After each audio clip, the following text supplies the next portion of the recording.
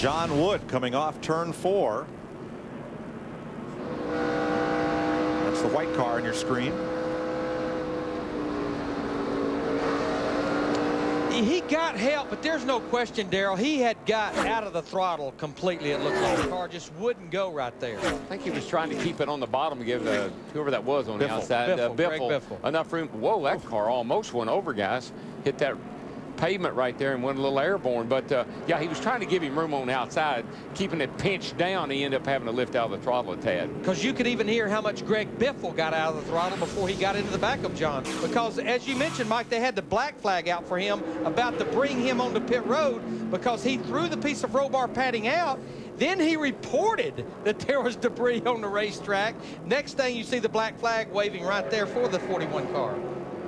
I got a good idea. It might not just be lucky the caution came out for him. David Gilliland, Paul Menard in the 11. Contact. Yes. Calamity. And Gilliland is, you know, he's had some pretty good runs going at times. Think back to Vegas, where he was running real well and seemed like he has bad luck. So he was not a lead lap car. Menard was coming up to lap him, but not a lot of room. Now, here is why Reed Sorensen received the black flag. Piece of roll bar padding.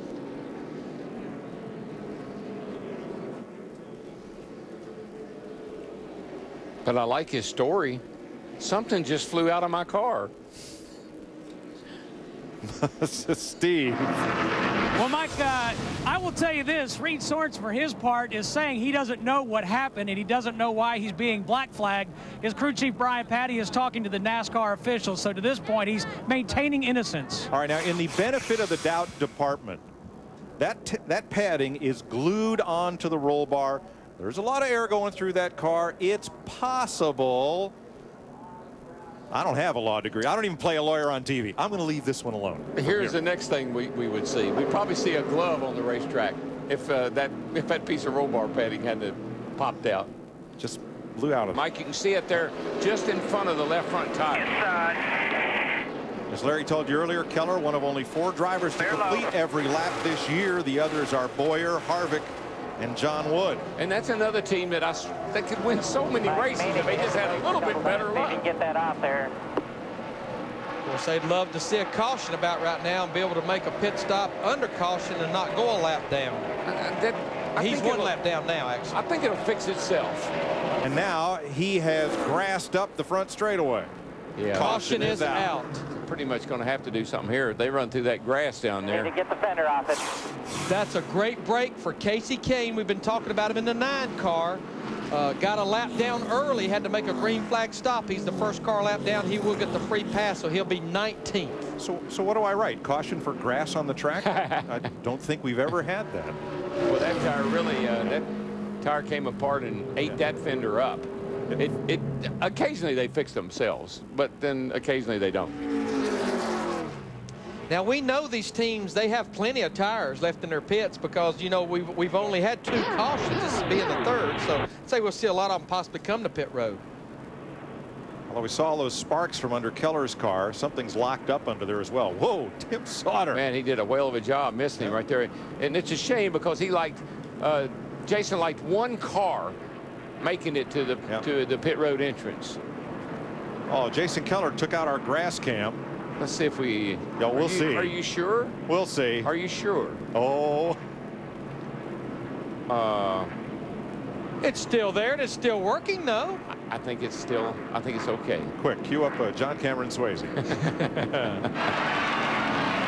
Now that is dated. Yeah, I know. I borrowed it from Dick Burton. I borrowed that watch from Dick Burton. Yeah. Caution will be out. Spread out, spread out. Lucky he didn't got another one again. spinning down here. All right, get rolling here. Looks like the 12 car. Remember, Yaley came in here 2nd in the points. And he hit the wall hard after contact from, was that Johnny Sauter? That's who he was racing. Yeah, there was a bunch of cars right there all kind of in a group. I'm not sure who hit who. And Joel Kaufman, in avoidance, Up here, Joel. ends up with a lot of damage. Fitz-Bradshaw crew looking on, and a lot of damage on JJ's car. Here we go down here. He's on the inside of Sauter. I think he just gets out loose and walks up the track, and to stay off of Sauter, he ends up losing the car himself. See that all too often. That was right about the bump right there, too. Yeah, to do the hip hop right there. He starts outside pole tomorrow. I think. But I can't believe everybody else got by with Yaley in the middle of the track coming down. Well, you know, he hits the outside wall, he's going to start sliding down the banking, and this is where it gets close right here. They start splitting him here. Looked like the 12 went down on the apron, and when he came back up on the racetrack, spun him out. Michael Waltrip had a good view of this. Off for two, got down. In the middle of the track. He's right in the middle of the track. Go up, go up, go up, go up, go up. Another one spinning up there in front of you.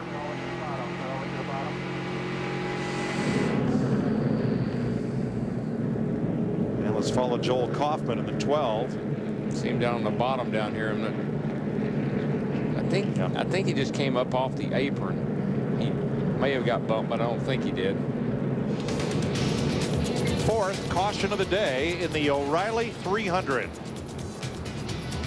Or that'll be a caution. Hang on, buddy. Hang on. Hang on. You got it. Excuse me. I don't believe it was the 4. It was the 9 of Casey Kane that got in the back of Jay Keller, who made another run at our grass cam. Fire back up the drill. Poor guy can't catch a break now. Let me tell you who that would be a break for that caution, if indeed he does not have the right side window in, is Jason Leffler. Now he can come in under caution and replace that right side window. That's a window that Nextel Cup and Busch cars have to run at tracks 1.5 miles and bigger. It's part of the aero package NASCAR puts on there to keep the cars on the ground in case they go to spin out. Well, if he got help, he got it way back there. Yeah, Casey got into him, Darrell, and around went Keller. Now, it may have been because Keller lifted, couldn't get off the corner. We don't know why, but there was, you hear him say 9 car, but there was contact. I believe Todd Cleaver will get the free pass. He will.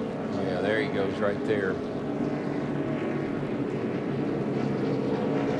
If he did get into him, it wasn't much. It looked like to me the 1 was just loose. Yeah, with the 9 right up behind him. Well, remember he had a flat tire a little bit ago. Yeah, they brushed. The 9 got a little bit loose. Yeah, he got the lefts on the apron just a tad, and they brushed. And he gets into just the back edge of his left rear quarter panel. Doesn't matter if they brush or... They're brushing at about 180 miles per hour. Or run over each other. He spun out. Nice job by Keller keeping that car off the wall. Jay Sauter in the 01 car hard into the inside wall. He's going to go up and hit the outside wall. He couldn't control the race car. Had no steering, had no brakes. He's bouncing off those back walls, inside, outside. That's a triple header right there. And a tough break for Jay, who appeared to be in the wrong spot at the wrong time and got caught up in A.J. Foyt, the 4th mishap. 6th caution of the day. You see Jay moving around, getting ready to climb out. Took a couple of hard licks.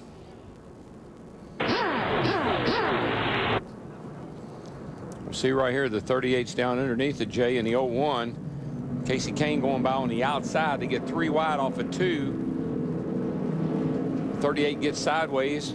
Actually, they both get sideways almost. I'm going to tell you what, Casey Kane in that 9 just barely squeezed by a lead lap car. We're hearing they're both out of the car and okay. Boy, Anthony has had a tough first part of this season. Man, there were some guys that were lucky right in there. Jason Leffler, Bernie Lamar just barely getting by. You see Jay Sauter, no control of the car right here. The car's going like the throttle's It could, as hard as it hit the wall, it probably was. Now it just coasts down and comes to rest at the inside wall.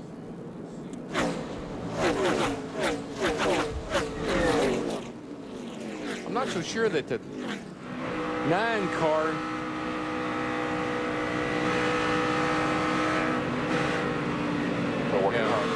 just got loose up off of turn 2. Yeah, the 9 car was squeezing by on the outside of the 01 there. 38 got loose trying to stay off of him. But you're right, Mike. Jay Sauter in the 01 just a victim. Yeah, it looked like the 9-car had room. Jay was giving him room, and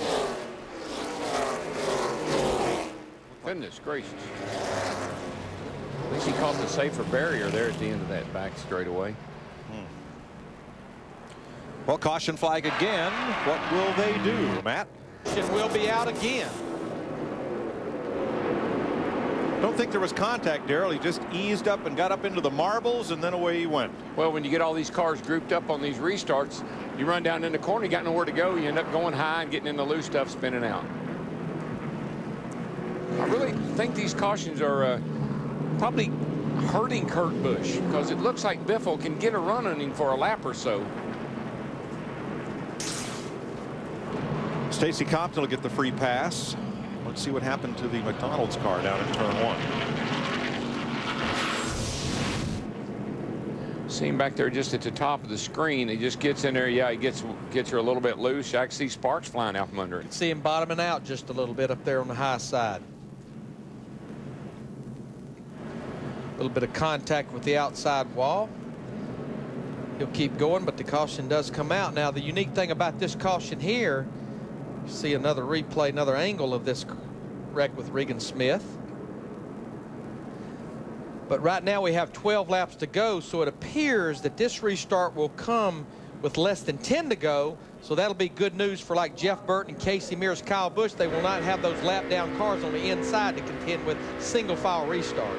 Larry, did you notice that roof flap deploy?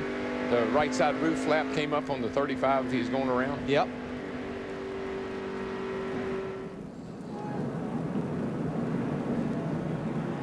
And just 13 laps from the finish. And that's what you always, man, so close to the end. Yep. And they've had a rough season. The caution came out. Yeah, Caution was out. Got the caution coming to the white. I know the difference. He was just about to throw the white flag, and then the caution came out. That's right, because the way the rule used to be is once the leader takes the white flag, we'll see you at the payoff window. Come on around. Not anymore. Now, Bernie Lamar came in here 7th in the points. He's probably going to fall out of the top 10 with the problems he's had here with 1 lap to go. But it looks like we're going to have a green-white checkered, boys. And he may have been a victim. There was one car backing up fast in the back straightaway. It was a white car. It's the 06 car. He gets all loose over here. He about spins out. 06 does. And that's what backed everything. See him, and then Bernie came along, and he may have gotten punted. I'm not sure, because I think he may have checked up because the 06 was loose in front of him. Yeah, whether he got help or not, he definitely got sideways up off of turn 2. Bernie Lamar in the 77. See what Kenny Wallace saw of all this. Our AutoZone cam. Watch the 77 here spin. Come on, stop. Yellow's out. Yellow, yellow. Didn't look like Lamar had any contact. From that angle. He just got loose.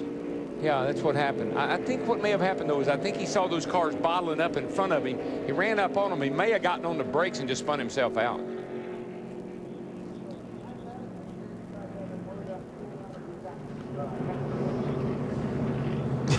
Oh, Kurt's fiance thinking that was the race at the line, and it's not, because let's show you the shot at the flag stand. You're not in the white flag lap yet until you cross the line, and he whoops that yellow out coming to take the white.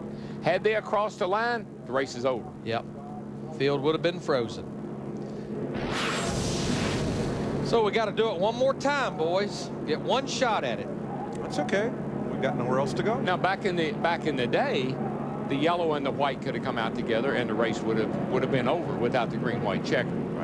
Off weekend. I was going to say, we do have one off weekend, don't we? Well, we have one in Nextel Cup next weekend. Of course, we'll be over with the Busch Series in Nashville on FX, but then the Nextel Cup guys will have one more in July. That's when the wedding will take place. Now, the caution lights came back on the pace car. So debris in turn 2, Darrell. Debris over in turn 2. And, folks, that's how we know whether we're going green or not. When that truck crosses this start-finish line, the lights go out, we're getting ready to come to the green. If they come back on, we're not going to go racing. A lot of those Whelen emergency lights. There's why we have all the cautions. The full moon, well, it's not quite full, has come out.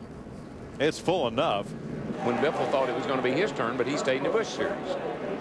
The pace truck makes that left-hand turn on the pit road, boys. 2 to go. Kurt Busch will bring them to the line. Green, white checker. Now, if the caution comes out, the race is over. Good restart for the 39 car. And the 5 of Kyle Busch gets alongside Burton, who was right up against the bumper of Casey Mears on the restart. That's the battle for third right there, but Casey Mears in the 42 car, he'll get a good run on the high side off turn 2. Now the battle's for fourth between Busch and Burton. Burton's car just not good off the corner right now. Must be a little too tight for him. Guys are able to get runs on him on the outside and get by him. Here comes Kurt Busch, though. White flag, 1 to go. Menard brushed the wall. One more. Coming off turn 4. Well, it doesn't matter what happens now. We've had our 1 attempt. Now we've got Kevin Harvick and Scott Wimmer side by side. No longer Harvick will take the position. That was a battle for 8th right there. Biffle gaining. He's really got to send it into turn 3. He's a car length and a half back. Not going to get there. Nope. Boy, Casey Mears is the one that drove it in there, and to no avail, though. Kurt Busch wins the O'Reilly 300. Pretty good hot rod those guys all sharing right there. Kurt, Ryan won 6 races in that car last year, picked up right where it left off. And here comes brother Kyle up here to congratulate him. Hey dude, nice job. You ain't done bad for a rookie. I like that. Since this became the Busch Series in '82, Kurt is the 114th different winner. Same to you, man. Good job. And this number 39 team has now won 7 of their last 10 races. With a little different driver, a little different crew chief this win. Our Red Lobster catch of the race. Kurt Busch catches his first checkered flag in his first Busch Series start. And it continues a streak of having a first-time winner every year of the Busch Series, all the way back to 1982. The celebration continues after this.